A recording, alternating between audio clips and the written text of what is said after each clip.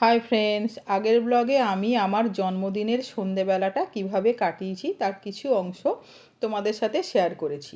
আজকে আমি তার বাকি অংশটা শেয়ার করব, আর ভিডিও শেষে আমি কিছু জিনিস দেখিয়েছি, তাই তোমাদের কাছে পুরো ভিডিওটা দেখার অনুরোধ রইল। তো দেখো, কেক কাটার পরে আমি আর আমার বর দুজনে মিলে কিছু ফটোশ্যুট করছিলাম, আর পোজগুলো আমার মেয়ে কোন পোজে দাঁড়াবো মেয়ে সব ঠিক করে দিচ্ছিল, এপাশ ওপাশ করছিল যে কিভাবে ফটো সব দেখে টেখে দিচ্ছিল আর কি। তো অনেক ফটোই তোলা হয়েছে। তো এটা আমার মেয়ের সাথে অনেক ফটো তুলেছি, অনেক আমার মেয়ের সাথে যখন ফটো তুলছিলাম তখন বর তুলে দিচ্ছিল, আর বরের সাথে যাতে ফটো তুলছিলাম তখন মেয়ে তুলে দিচ্ছিল। তো ফটোগুলো তোমাদের সাথে শেয়ার করছি, দেখো কেমন হয়েছে।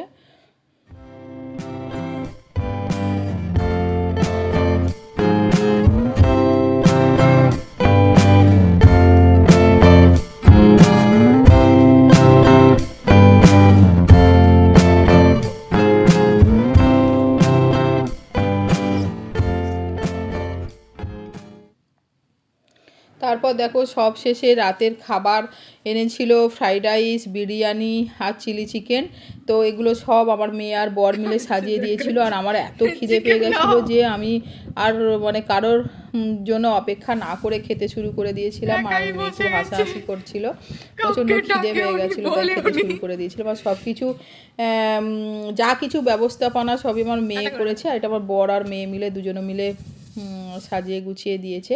তো দেখো, আজকে আমি তোমাদের একটা নতুন জিনিস দেখাবো। দেখো, আমরা যে অ্যালোভেরা মাখি না, আমাদের ছাদে যে গাছ আছে, আমার ছাদে অনেক গাছই আছে, সেগুলো তোমাদের সাথে পরে শেয়ার করব। তো আজকে আমি দেখাবো একটা নতুন জিনিস, যে এই যে অ্যালোভেরা কাটার পরে আমরা সঙ্গে সঙ্গে ইউজ করি না, ওটা উচিত নয়। অ্যালোভেরাটা এইভাবে ঝুলিয়ে রাখবে, আর এর মধ্যে দেখো ল্যাটিন মাটিতে পড়ছে। এই যে আমার ছাদে গাছ রয়েছে, আর এইভাবে কিন্তু তোমরা 24 ঘন্টা অন্তত যে কোনো জায়গায়, আমি ছাদের দড়িতে ঝুলিয়েছি, এইভাবে কিন্তু তোমরা ঝুলিয়ে রাখবে, তারপরে কিন্তু ভালো করে ধুয়ে নেওয়ার পর ইউজ করবে।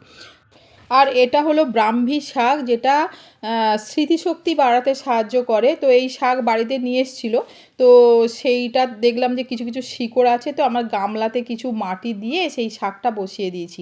তো দেখো এখান থেকে কি সুন্দর হয়েছে। আর এই শাক কিন্তু তোমরা এভাবে করতে পারো, আর তোমাদের বাড়িতে যে বাচ্চা থাকলে তাদের কিন্তু ঘি দিয়ে ভেজে খাওয়াতে পারো। এতে কিন্তু স্মৃতিশক্তি বৃদ্ধি পায়। সপ্তাহে একদিন এই শাক কিন্তু মানে খুব ভালো, আমার বাচ্চাকেও এই মানে ঘি দিয়ে ভেজে এই শাক কিন্তু খাওয়ানো হয়। তো এটা কোনো কেমিক্যাল ছাড়াই কিন্তু এটা করেছি, খুব ভালো। আর এই দেখো, এইভাবে পালং শাকও কিছু দানা এনে করেছিলাম, দেখো কি সুন্দর। এখান থেকে তুলে তুলে কিন্তু অলরেডি আমাদের খাওয়া হয়ে গেছে। তো আজকে এইটুকু, দেখা হবে অন্য কোনো ব্লগে। তো টাটা।